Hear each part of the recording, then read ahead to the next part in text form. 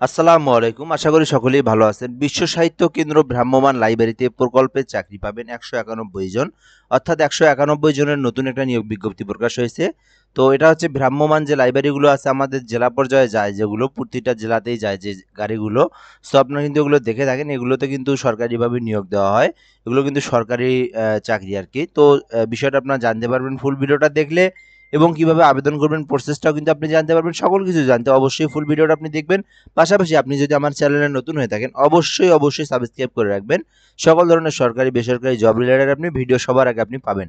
So আমরা এখান থেকে দেখব ভ্রাম্যমাণ লাইব্রেরি। তো সাংস্কৃতিক মন্ত্রণালয়ের অধীনে গ্রন্থাগার অধিদপ্তর উদ্যোগে বাস্তবায়নাধীন দেশব্যাপী ভ্রাম্যমাণ লাইব্রেরি তৃতীয় সংশোধিত প্রকল্পের আওতায় সাহিত্য বিশ্ব সাহিত্য কেন্দ্র কর্তৃক নিয়োগ বিজ্ঞপ্তি প্রকাশ হয়েছে। অর্থাৎ বাংলাদেশের যে জেলাগুলোতে যায় সেই জেলাগুলোর যে ভ্রাম্যমাণ লাইব্রেরি আছে এগুলোর কিন্তু নিয়ন্ত্রণাধীন। এগুলো হচ্ছে আপনার সাংস্কৃতিক মন্ত্রণালয়ের অধীনে এই নিয়োগ বিজ্ঞপ্তিটা প্রকাশ করা হয়।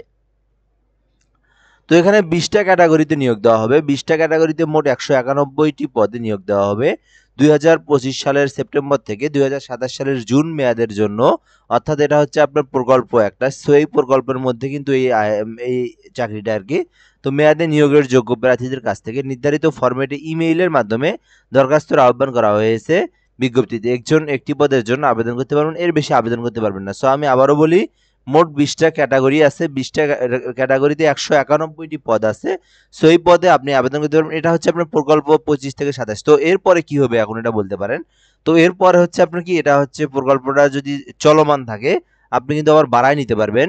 আপনি কিন্তু আবার এই প্রকল্পটাতে কিন্তু আপনি পরবর্তীতে আবার যখন নিয়োগ দেওয়া হবে আপনি পরবর্তীতে আবার ওইটাতে আবেদন করলে আপনি কিন্তু সবার আগে আপনি এটাতে কিন্তু আপনি সিলেক্টেড হবেন, যেহেতু আপনি আর আগে করছেন। সো এইরকম একটা অবস্থা। কিন্তু পাশাপাশি আপনি কিন্তু এখান থেকে এটাতে চাকরি করার পর পাশাপাশি আপনি যেহেতু সরকারি একটা জবে আছেন, সেখান থেকে আপনি অন্য একটা পদেও যেতে পারেন। সংস্কৃতি মন্ত্রণালয়ের অধীনে আরো অন্যান্য পদে আবেদন করতে পারেন। এখান থেকে আপনি একটা ভালো একটা চান্স নিতে পারবেন আর কি। তো আমরা এখান থেকে দেখবো ডেপুটি কোঅর্ডিনেটর অ্যাডমিন ফিন্যান্স। তো এগুলো পদের নাম। তো এই পদে একজনকে নিয়োগ দেওয়া হবে। এটা বেতন হচ্ছে ৬০,০০০ টাকা। যোগ্যতা ও অভিজ্ঞতা স্নাতকোত্তর থাকলে আপনি আবেদন করতে পারবেন এবং সংশ্লিষ্ট কাজে ৫ বছরের অভিজ্ঞতা থাকতে হবে। ডেপুটি কোঅর্ডিনেটর প্রোগ্রাম ও ভেহিকেল পদে একটি ৬০,০০০ টাকা বেতন। এটাতেও আপনার মোটরযান রক্ষণাবেক্ষণ সংক্রান্ত ৫ বছরের অভিজ্ঞতা রাখবে এবং স্নাতকোত্তর ডিগ্রি থাকতে হবে। বয়স সর্বোচ্চ ৪০ বছর পর্যন্ত আবেদন করতে পারবেন। তো ডেপুটি কোঅর্ডিনেটর মনিটরিং একটি পদ। এটাতে ৬০,০০০ টাকা বেতন। এখানেও সেম অবস্থা। So assistant coordinator admin logistic একটি পদ। এখানেও আপনার ৪৫,০০০ টাকা বেতন। বেতনটা কিন্তু হাই লেভেলের বেতন। তো সর্বোচ্চ বেতন বয়স হচ্ছে ৪০ বছর পর্যন্ত আপনি আবেদন করতে পারবেন। অ্যাসিস্ট্যান্ট কোঅর্ডিনেটর প্রোগ্রাম ৪টি পদ। এখানে ৪৫,০০০ টাকা বেতন। স্নাতক যোগ্যতা সংশ্লিষ্ট কাজে ৫ বছরের অভিজ্ঞতা থাকতে হবে এবং অ্যাসিস্ট্যান্ট কোঅর্ডিনেটর অ্যাকাউন্টস পদে আবেদন করতে পারবেন। এটাতে একটি পদ। অভিজ্ঞতা ও হিসাব বিজ্ঞানে স্নাতক থাকতে হবে। ন্যূনতম ৫ বছরের অভিজ্ঞতা থাকতে হবে। এমএস ওয়ার্ড, এক্সেল, অ্যাকাউন্টিং সফটওয়্যারে বেশি পারদর্শী হতে হবে। দেন কিন্তু আপনি আবেদন করতে পারবেন। তো অ্যাসিস্ট্যান্ট কোঅর্ডিনেটর মনিটরিং একটি পদ। ৪৫,০০০ টাকা পর্যন্ত বেতন। যোগ্যতা অভিজ্ঞতা স্নাতক ৫ বছরের অভিজ্ঞতা থাকতে হবে। ভেহিকেল মেইনটেন্যান্স অফিসার একটি ৩০,০০০ টাকা বেতন। এখানেও স্নাতক ডিগ্রি সহ অটোমোবাইল বিষয়ে ডিপ্লোমা থাকতে হবে। লাইব্রেরি ইনচার্জের ৭৭ জন। এটা হচ্ছে সবথেকে বড় পদ। সো এটাতে কিন্তু আবেদন করতে পারবেন। বেতনটা কিন্তু অনেক ভালো মানের বেতন এখান থেকে দেওয়াই আছে। তো এখান থেকে আপনি ৭৭টি পদ, যেহেতু এখানে আপনার বেতন হলো ৩০,০০০ টাকা। তো এর পাশাপাশি বিভিন্ন কিছু কিন্তু থেকে থাকবে এখানে। যেমন আপনার যদি আপনার এটা মাঠ পর্যায়ে হয় সেক্ষেত্রে আপনি টিপ প্রতি আপনি আলাদাভাবে কোনো ইনভেস্ট পাবেন আপনি এখানে। তো বিষয়গুলো কিন্তু আপনার পরবর্তীতে আপনি যখন যোগদান করবেন তখন আপনি বিষয়গুলো জানতে পারবেন। তো যোগ্যতা অভিজ্ঞতা স্নাতক তথ্যবিজ্ঞান ও গ্রন্থাগার বিষয়ে ব্যবস্থাপনা সার্টিফিকেট ডিপ্লোমাধারী লাইব্রেরি কাজে ন্যূনতম ৩ বছরের অভিজ্ঞতা থাকলে আপনি কিন্তু আবেদন করতে পারবেন। এটাতে ৩৫ বছর পর্যন্ত আপনি আবেদন করতে পারবেন। সো এটাতে যারা আবেদন করবেন আপনারা করতে পারেন, মোটামুটি ভালো আছে।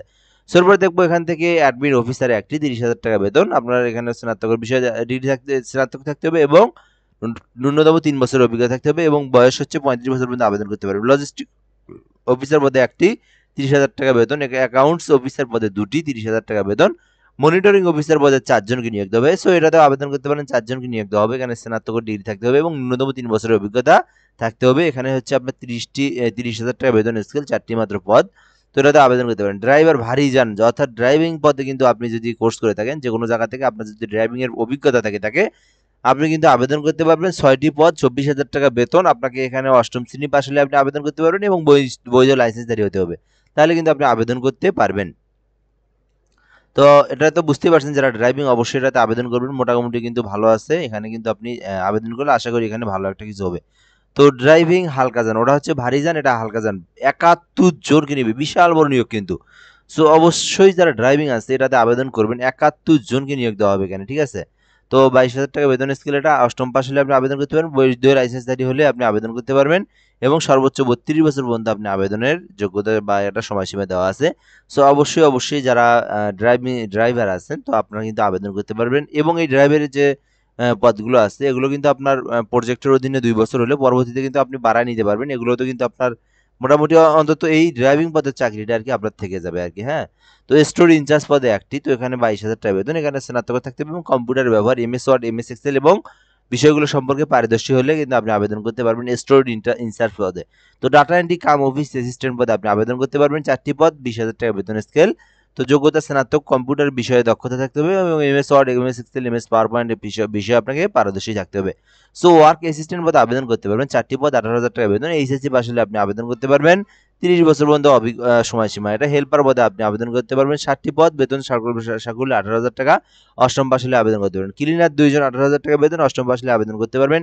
আবেদনের শেষ সময় হচ্ছে আপনার ৩০শে আগস্ট ২০২৫ সাল, অর্থাৎ আপনার আজকে ২১ তারিখ, আর মাত্র ৯ দিন আছে। এর মধ্যে আপনাকে আবেদন করতে হবে এবং আবেদনের নির্ধারিত সফট PDF, MS ওয়ার্ড, বিশ্ব সাহিত্য কেন্দ্রের ওয়েবসাইট www.hskbd.org এখান থেকে ডাউনলোড করে MS ওয়ার্ড ফরম্যাটের সফটটি যথাযথভাবে পূরণ করে ফাইলটি নিজের নামে সেভ করে আবেদনকারীকে নিজস্ব মেইল আইডি থেকে এখান থেকে কেন্দ্র hrm@gmail.com এই মেইল ঠিকানায় পাঠাতে হবে। তো আমি বিষয়টা এখান থেকে দেখে দেবো। এখান থেকে আপনার এই যে দেওয়া আছে এখানে নিয়োগটা।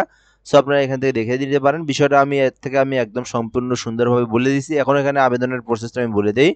আপনার ফার্স্ট কাজ, আপনার হাতে থাকা মোবাইল, পিসি, ল্যাপটপ যাই থাকুক আপনি সেখানে লিখবেন, আপনার ব্রাউজারে আসবেন। গুগল অথবা ক্রোম ব্রাউজারে আসার পরে লিখবেন HSKBD, জাস্ট এইটুকু লিখে আপনি ওয়ার্গা লিখবেন, ওয়ার্গা, হ্যাঁ? এখান থেকে HSKBD এই জায়গাটা লিখবেন আপনি। লিখে জাস্ট একটা এন্টারে প্রেস করবেন। প্রথমে একটা আপনার ওয়েবসাইট আসবে। ওয়েবসাইটে ক্লিক করে আপনি একটা ফর্ম পাবেন। সেই ফর্মটা আপনি ডাউনলোড করবেন। একটা MS ওয়ার্ডের ফর্ম আছে।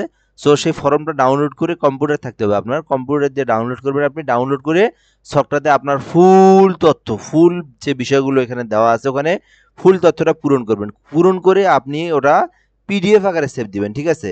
MS ওয়ার্ড না, PDF আকারে। আপনি কন্ট্রোল P দিবেন, দেওয়ার পরে আপনি সেভ এজ অপশন আসবে অথবা আপনি সেভ এজ ফাইল থেকে সেভ এজ অপশন আসবে, সেখানে আপনি গিয়ে PDF ফরম্যাটে সেভ দিয়ে এই যে আপনার যে মেইল আছে মেইল অপশনে গিয়ে KENDRO কেন্দ্র HRM@gmail.com এই ঠিকানায় আপনি বা এই মেইলে আপনি PDFটা অ্যাটাচ করে এই মেইলটাতে আপনি দিয়ে আপনি আপনার বিষয়টাকে আপনি পাঠাবেন, আপনার সিভিটাকে পাঠাবেন। দেন কিন্তু আপনাকে যখন প্রয়োজন হবে তাদের, যখন SMS আসবে, সো আপনাকে কিন্তু আপনার ওই মোবাইল নাম্বার বা আপনার হচ্ছে ইমেইলে কিন্তু আপনাকে ডাকা হবে এবং আপনি কিন্তু তখন বিষয়টা কিন্তু আপনি জানতে পারবেন এবং আপনি এখান থেকে আপনি কিন্তু বিষয়টা কিন্তু আপনি তাদের সাথে কিন্তু কথা বলে বা তারা যে প্রসেসে নিয়োগ পদ্ধতি দেয় সেই প্রসেসে কিন্তু আপনি নিয়োগ দেওয়া হবে আরকি আপনাকে। সো এ পর্যন্ত ভিডিও, যারা আবেদন করবেন কোনো সমস্যা হলে কমেন্ট বক্সে জানাতে পারেন। অবশ্যই সাবস্ক্রাইব করে রাখবেন। সাবস্ক্রাইব করে রাখলে এর পরবর্তীতে আপনি সকল ধরনের ভিডিওগুলো পাবেন, সকল ধরনের জব রিলেটেড ভিডিও পাবেন। সো অবশ্যই সাবস্ক্রাইব করতে ভুলবেন না। সো আজকের ভিডিও পর্যন্তই। ধন্যবাদ, ভালো থাকবেন। কোনো সমস্যা হলে কমেন্ট বক্সে জানাবেন।